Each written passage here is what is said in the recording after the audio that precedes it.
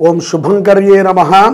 కుంభరాశి వారికి ఫిబ్రవరి నెలలో గల గోచార ఫలితాలను తెలియచేస్తున్నాము. శ్రద్ధగా ఆలకించండి. ఈ రాశి వారికి ఫిబ్రవరి మాసంలో మిత్రుల సహకారము చేత అత్యంత విశేషమైనటువంటి ఫలితాలని పొందుతారు అని అర్థమవుతుంది. స్త్రీ పురుషులు ఎవరైనా సరే మనకి ఉన్నటువంటి మిత్రులు చాలామందికి ప్రమాదకరం, చాలామందికి ప్రయోజనకరం. మీకు ఉన్నటువంటి మిత్రులు ప్రయోజనకరమైనటువంటి మిత్రులుగా మీరు భావించవచ్చు. ఎక్కడో నూటికి ఒకటో రెండో ఇద్దరో ముగ్గురో ఏదైనా ప్రమాదాన్ని తెచ్చిపెట్టవచ్చు స్వార్థపూరితంగా. మిత్రుడు అంటే ఏదో ఇప్పటికిప్పుడు మనకు పరిచయం అయినటువంటి వాడిని మనం మిత్రుడు అని అనలేము. కొంతకాలముగా మనతో పాటు ట్రావెల్ చేస్తూ వచ్చి ఏదైనా సరే మనతో పాటు ఉంటూ మన విషయాలని తెలుసుకుంటూ వాడి విషయాలని కూడా చెబుతూ ఉన్నటువంటి వాడు. కొంతమంది మిత్రులు మన విషయాలని మాత్రమే తెలుసుకుంటారు, వాళ్ళ విషయాలని చాలా గొప్పగా చెప్తారు, హేళనగా ఉంటారు. అటువంటి వాళ్ళని మనం మిత్రుడు అనుకోకల్లా. అతను ఉంటాడంతే లెక్కకి. ఎక్కడికైనా వెళ్ళినా దుఃఖమే, మనం బాగుపడినా దుఃఖమే, మనము దుఃఖించినా దుఃఖమే, మనం ఆనందపడ్డా దుఃఖమే. దుఃఖించినా దుఃఖమే అంటే కనుక మనం ఏదైనా బాధపడ్డప్పుడు ఏముందిలే నాటకాలు ఆడుతున్నాడు ఈడు అంటారు. కాబట్టి అటువంటి వాడు మిత్రుడు కాడు. మిత్రలాభము కుంభరాశి వారికి ఫిబ్రవరి మాసంలో పుష్కలంగా ఉంది. వ్యాపారస్తులు, ఉద్యోగస్తులు సంపాదించేటువంటి వాళ్ళకి ఒక సూచన, డబ్బు ట్రాన్సాక్షన్ విషయంలో చాలా జాగ్రత్తగా ఉండాలి. అత్యంత ప్రమాదకరమైనటువంటి ప్రమాదం ఒకటి మీకుంది. బై మిస్టేక్ ఒక నెంబర్ కొట్టినా తప్పు కొట్టినా మన డబ్బు వేరే వారికి వెళ్ళిపోవచ్చు, మళ్ళీ తిరిగి రాకపోవచ్చు. చాలామంది చెప్తున్నారు కదా మోసాల గురించి. అటువంటి ట్రాపింగుల్లో పడేటువంటి జాగ్రత్తలు మీరు తీసుకోవాలి. అటువంటి ట్రాపింగుల్లో పడేటువంటి అవకాశాలు మీకు ఉన్నాయి కాబట్టి జాగ్రత్త తీసుకోవాలి. ముఖ్యంగా తొందరపాటులో ఎవరికి డబ్బులు పంపించద్దు. ఖరీదైనటువంటి వస్తువులు జాగ్రత్త. అధికారులతో మాట్లాడేటప్పుడు మాట జాగ్రత్త.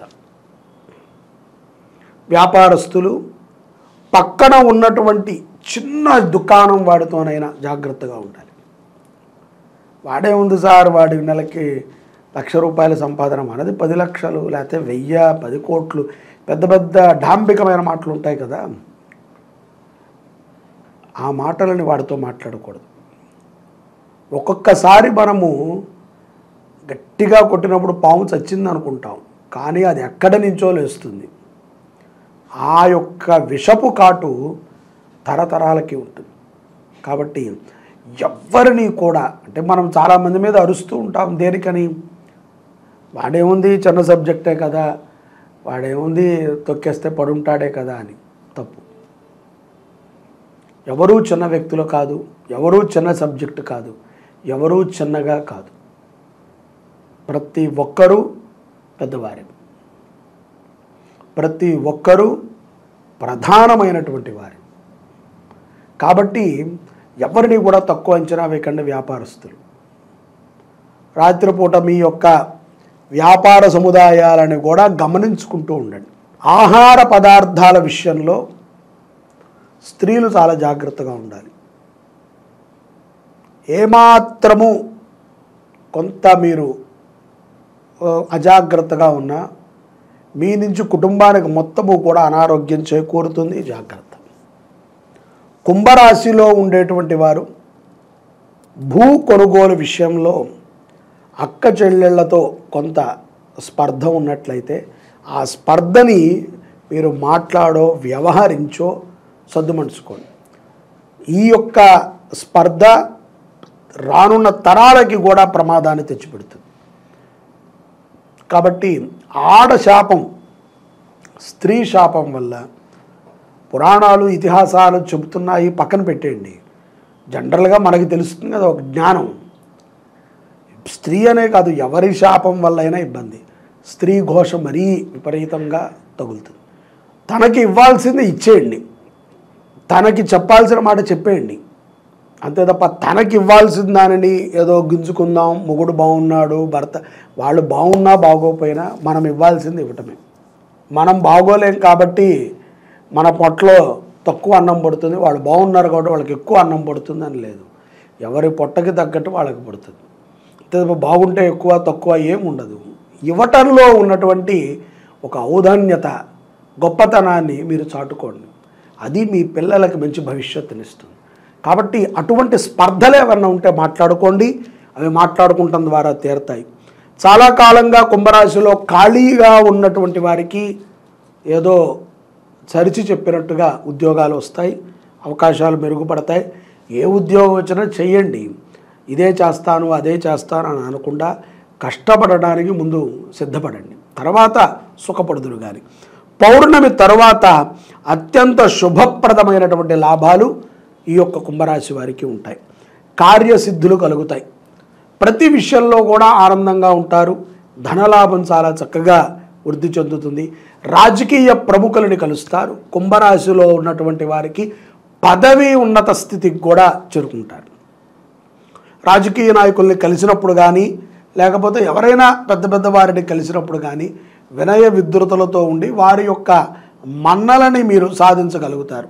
తద్వారా ఎన్నో రకములైనటువంటి ఫలితాలని ఈ యొక్క కుంభరాశి వారు పొందేటువంటి అవకాశాలు గమనిస్తున్నాయి.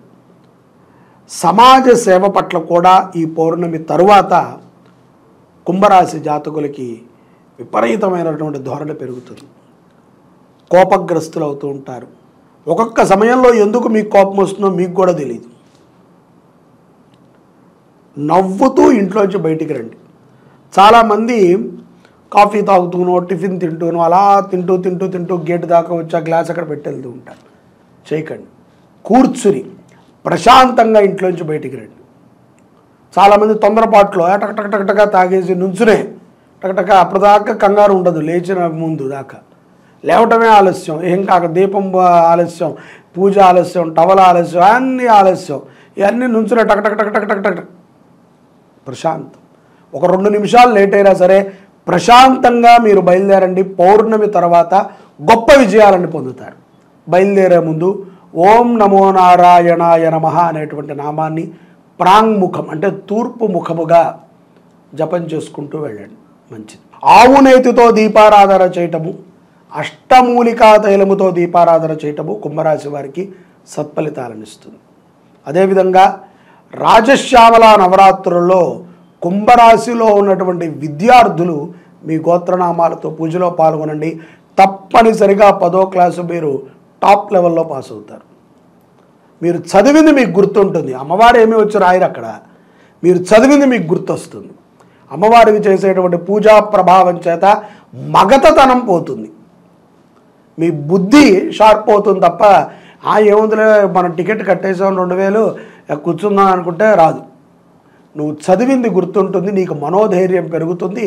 రాసేటప్పుడు కానీ నువ్వు ఆ పేపర్ చూసేటప్పుడు కానీ ఒక రకమైనటువంటి స్పార్క్ నీలో ఉంటుంది.